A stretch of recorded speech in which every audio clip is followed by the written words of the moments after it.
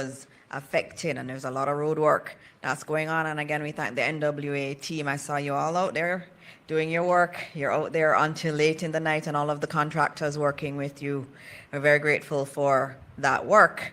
All right, now we are going to be hearing from our Minister of Labour and Social Security, the Honourable Pearnel Charles Jr. is going to be coming to speak about the relief effort, because his ministry is really central to that, working with our social workers and our donors. And so, Minister, we want to hear a lot from you. Thank you. But Minister Mackenzie said it had to be quick. Yes, very quick. Thank you, Minister.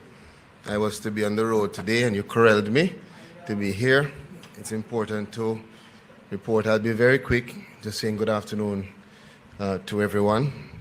Colleague ministers, this hurricane has tested our nation in ways that we could not have imagined.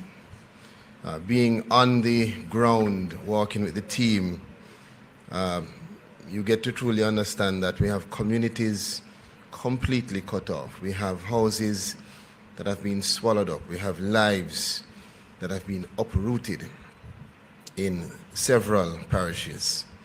And we've seen and we feel the heartbreak of the families and the people that are trapped, those that are hungry, those that are uncertain. But I want them to be assured that we are working assiduously with all of our partners to provide relief as quickly as possible. Yesterday, the brave men and women of the Jamaica Defence Force, supported by our international partners, risked their life to carry out evacuation missions, rescuing sick and those that are stranded in about 4 areas across the affected zones.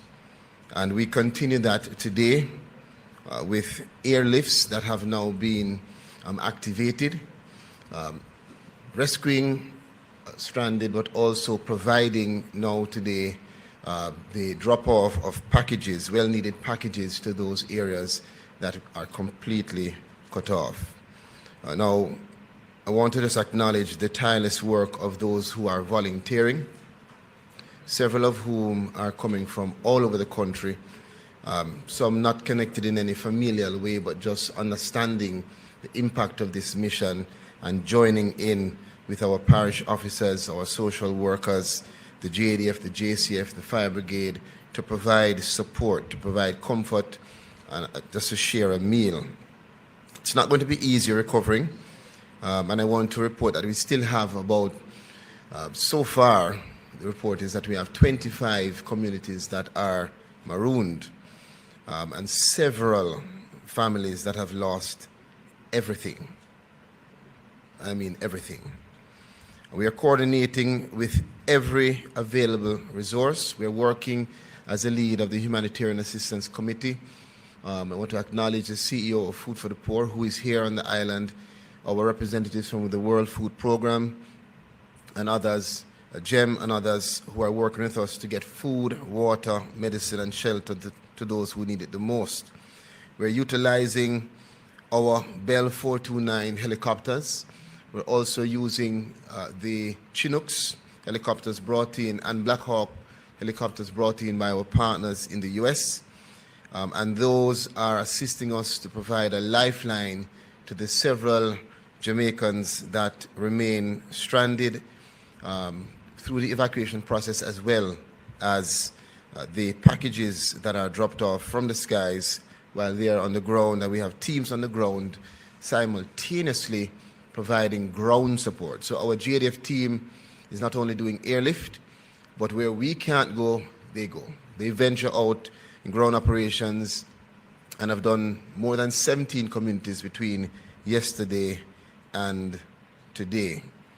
I want to also indicate that so far, together, we have distributed more than 30,000 food packages and several other hundreds of relief in terms of tarpaulins, water, and other relief supplies. We are collaborating with the private sector, faith-based organizations, government agencies, to ensure that we can ramp up and move now into the next phase which is beyond just providing the immediate rapid response to now a more strategic and calculated design of a distribution model that will see us supplying exactly what is needed to specific and strategic areas.